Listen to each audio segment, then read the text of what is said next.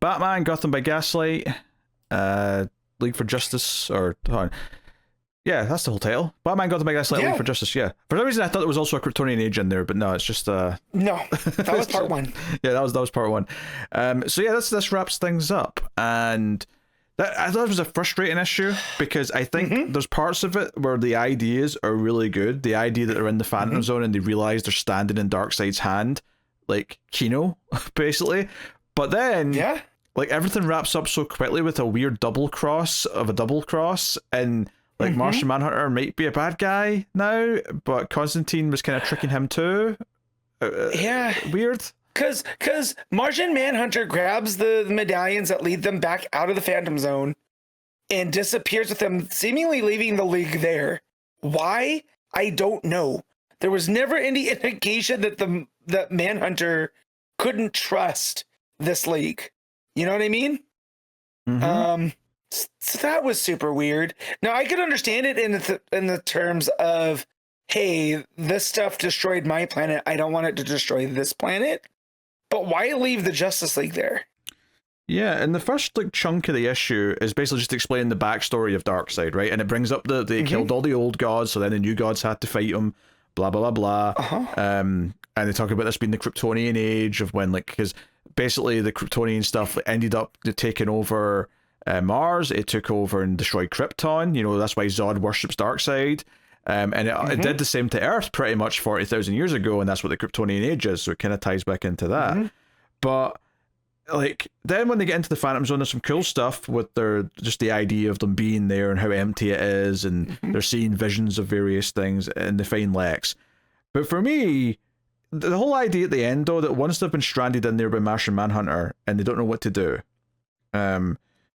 where they basically say, well, it's all about channeling energy, and, you know, Flash has done nothing but be that energy ever since, you know, Lex did this to him. So that combined with the Kryptonite Green Lantern ring kind of, you know, does some flashy, and they end up just appearing around Constantine back in the real world, and he's like, I knew you'd figure out how to get out of there, blah, blah, blah, blah. And, you know, but the weird thing is, though, is we get, like, you know, a full page spread of the League standing there, and Constantine says, you know, something to the effect of or the narration at the end at least says, and so it was the League for Justice returned to the world they had saved, and before long would again. But that's just, you know, that's a story for another time, so implying there might be a sequel to that, which is fine. But yes, I stopped and thought about it and went, but like, I mean, at least in this issue, they didn't save jack shit. What are you talking about? No. They got stranded and double-crossed. Yeah. Like, that's not saving the day. And then came back. And, I mean, I guess technically they helped. I mean, going in there allowed Martian Manhunter to take the medallions so that Darkseid can never come out of the Phantom Zone, at least for now. Like so, because that was the worry, that Lex would unleash Darkseid into the world and all hell would break loose. So we've stopped that, but it's not really the League that did that. They kind of were a bunch of chumps. Right. Constantine did that.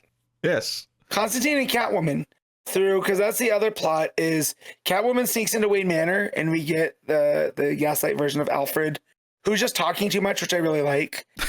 She hits him with the sleep dust. The Gaslight version of Alfred's just a funny sentence because it makes it sound like he's gaslighting people left and right. I mean, theoretically he is, because he's constantly covering for Bruce, right? True. You know? So, but yeah, it's this version of Alfred, and he gets the sleep dust from Selena, and Selena goes in there and gets this helm. Kind of looks like Magneto's helmet. It's Zod's helmet. And it's Zod's helmet, and, you know, that's what leads her to help with the double cross with Constantine. So it's like, well, no, Constantine and Selena save the day. You know, these underhanded characters, and it kind of just comes, it's almost like, it's very Deus Ex Machina, right? Where, you know, they just, out of nowhere, they save the day. And I'm really enjoying the series. So if we're getting a series out of this, then we're going to get these threads later, I guess. It felt so abrupt at the end to me, like, because it's okay, they all appear back around Constantine and they're asking questions, and that, okay, that's fine, but the very next page is the full page spread, which is the last page.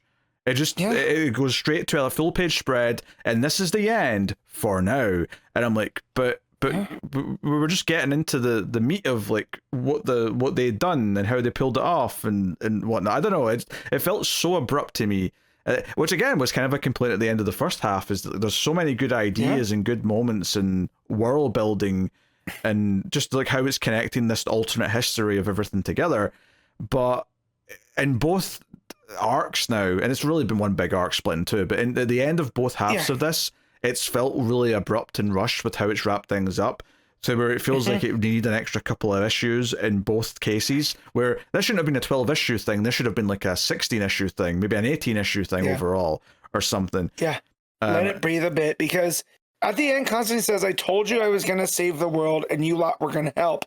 Why does no one ever listen? Okay, well, how did they help? Like, you were going to strand them there. It's not like Constantine went back and went, all right, coast is clear. You know, come on out. You know, we got bigger things to do.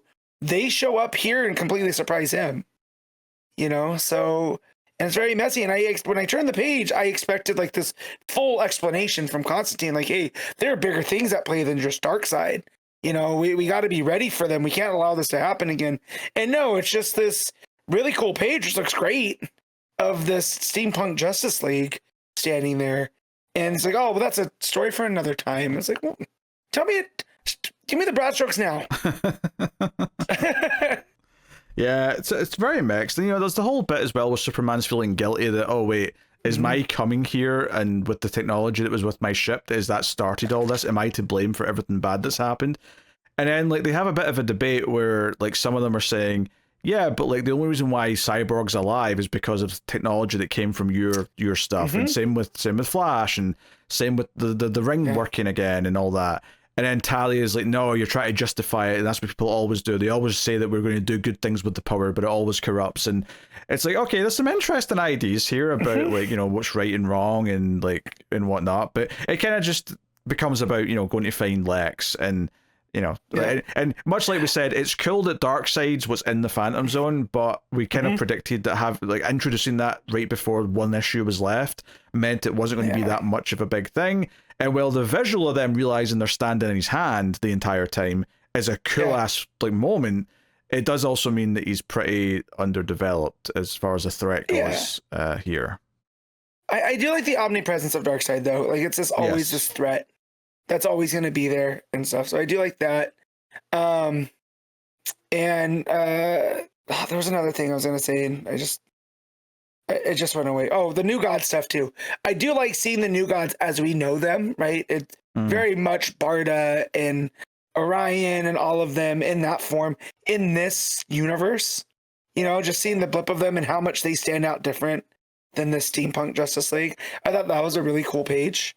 Yeah. You know, well, I mean, technically there shouldn't be different New Gods, right? Because like there's only one Darkseid for all the universes, so should there only be one set of New Gods for all the universes?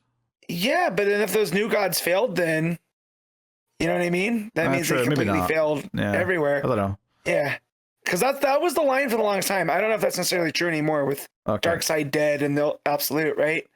But it seems like the New Gods failed, and they trapped Darkseid, because you got to think then if Darkseid's trapped in the Phantom Zone, he's not on Apocalypse. So, but yeah, it just definitely abrupt and a bit disappointing. But there's stuff I did enjoy, like that New Gods appearance was pretty cool. And then Lex with the madness, like the Lovecraftian kind of thing. Honestly, where he's completely lost his mind. Yeah, I thought it was turning into the Joker for a second, the way he was laughing. A little bit. Yeah, I thought it was, we're doing a weird thing here where he turns. And I mean, I know that Joker was in the original Gotham by Gaslight, so we've already got a Joker or had a Joker, but you know, this is a little bit different. But anyway, very mixed feelings, kind of rushed at the end. It's kind of frustrating that this book throughout the entire thing has been full of good ideas and world building, but the storytelling, once it's gotten like near the end of anything, has felt very, very sloppy.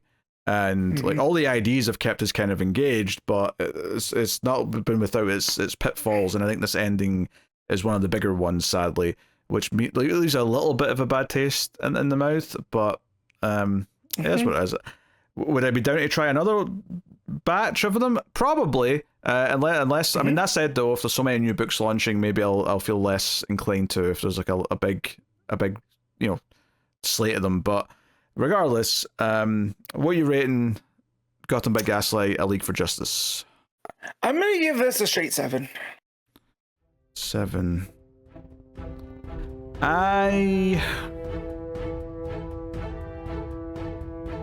6.5 for me, I think. 6.5.